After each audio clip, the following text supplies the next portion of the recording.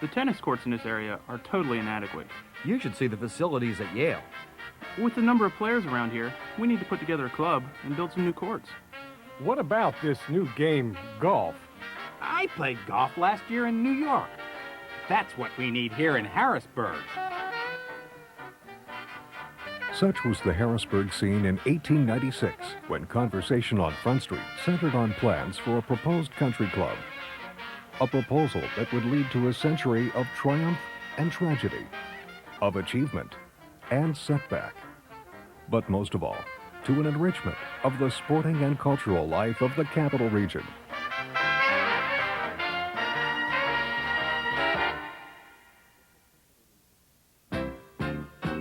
By the 1890s, the population of Harrisburg had reached 50,000.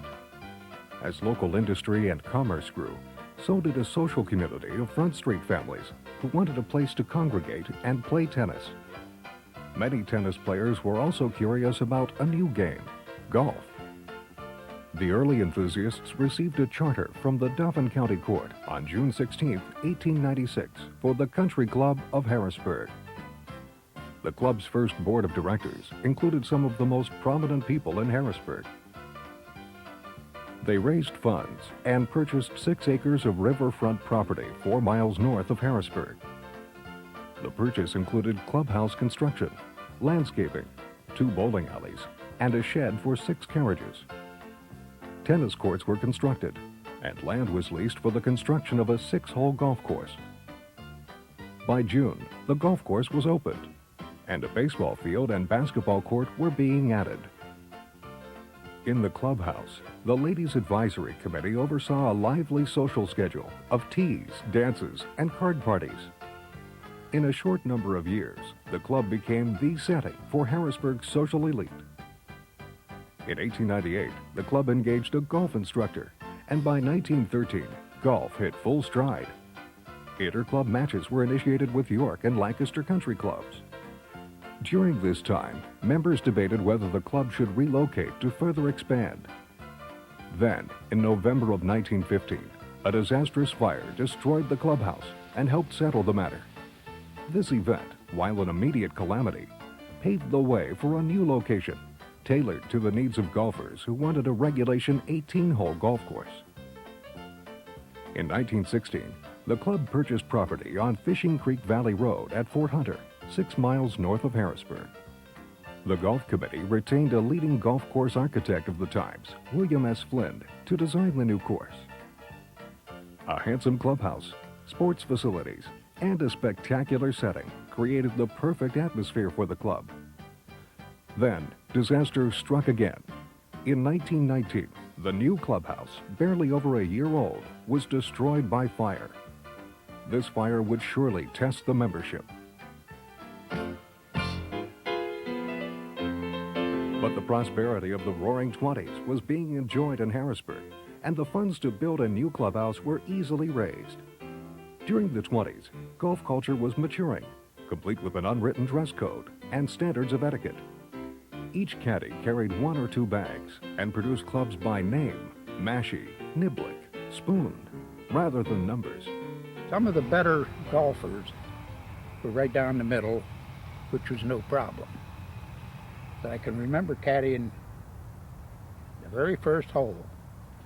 I don't know the guy's name anymore, but he had a nice slice, and he ended up in the hollow. Rough, 6 inches high. I lost the ball. Believe me, I paid for that. I caught it for the next 17 holes. In 1927, ladies who golfed together officially formed the Clutter Club. Clutter Club members organized traditional social events, including card parties, teas, an annual picnic for caddies, and a festive dinner dance. Throughout the 20s and 30s, tennis vied with golf in popularity. The Country Club of Harrisburg was the only area club with tennis courts, and its 6 red clay courts attracted a high level of tennis. Bill Metzger and I courted up here, and we played tennis, and our fondest memories of tennis, I think, was sitting up on the gallery that faces what now is the pool and waiting our turn to play tennis after we had Sunday brunch. And that was lots of fun to do it. And there was a great enthusiasm for tennis in those days like there is now. Every Saturday night, we'd have a tennis party. And we would have as many as 30 people out to play tennis. People seem to be so busy today that there isn't that much time that people can give. And it was a daily event to play tennis. And the biggest event, of course, was our Labor Day tournament, in which everybody became involved. And it amounted to maybe 60 people in all classifications, singles, both doubles, both sexes doubles, men's doubles, women's doubles, singles, and there were 5 categories. And our wind-up was always on Labor Day, when we would have a gallery of maybe 50 people, including golf people who would come down and see who the champions were that year. It was a very interesting program, and it worked. The Great Depression reversed the fortunes of the Roaring '20s and greatly impacted club life. Jobs became scarce in the Harrisburg area, and men and boys turned to caddying for temporary work. During the war years, the club was less active and suffered from a lack of improvements. Although they were illegal, the club had slot machines, which were regularly used by members. A couple years after I joined, about 40 years ago, good old Andy Green wanted to make the red clay courts at that time into grass courts. And he attempted to put grass down in order to have a social grass court atmosphere. Well, grass courts are too expensive to maintain, so after a while the grass courts became a dust bowl. And the club was getting concerned, the members were getting concerned because of the dust going into the clubhouse and on the cars and then the lovely ladies and their clothes. And all of a sudden the club forefathers possibly wanted to make a parking lot out of the grass court facilities. I got together with a bunch of tennis players, and we talked the club into saving the area for tennis and put in a hard courts and put in some good screens. The 50s also saw the addition of the swimming pool, making the club a major part of a member family's life. When I first was a member, it was total absorption in the club. This was our summer vacation, and with the children at the pool and tennis and golf activities and the night activities, that was our goal for the summer, and we were here all the time. It was very absorbing, and the nice part about it all was that we knew everybody by name. During the 60s, some parties verged on the wild. Reminiscent of the costume parties of the 20s, one mixed event required dressing as your favorite fictional character. Yes, one I do remember very well was 72 flood. L.B. Smith had their outing here that day, and it rained, poured all day long. And they still played golf. Then you would have your poker players in here. And later that night, after their dinner, a lot of them stayed and come down to the bar and drank and socialized and whatever. And somebody called and said, "You all better get out of there, it's flooding." Somebody had left, and the water was coming up on Front Street then. So everybody hurried out. Well, naturally, I had to lock up and close the bar up. The goal in the 70s was to revive the club, and in 1978, the opening of Route 322 made it much more accessible.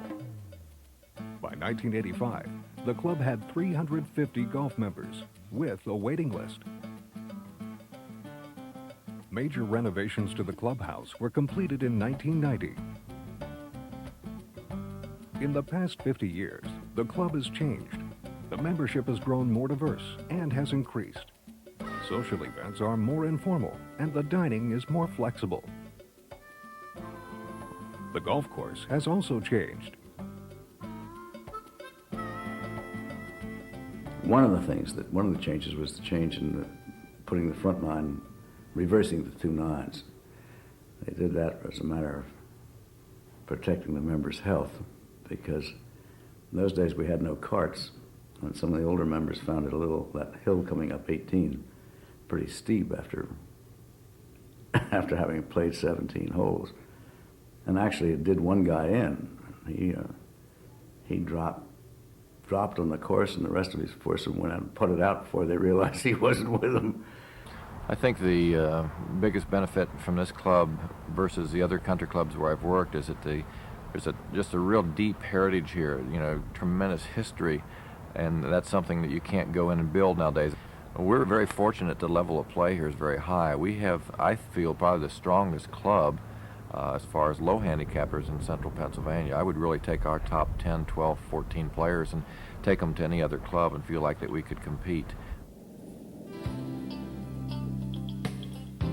Dedicated staff, strong, concerned leadership, and an active membership. Those were the strengths of the Country Club of Harrisburg's first 100 years. And those will be our strengths for the next 100 and beyond.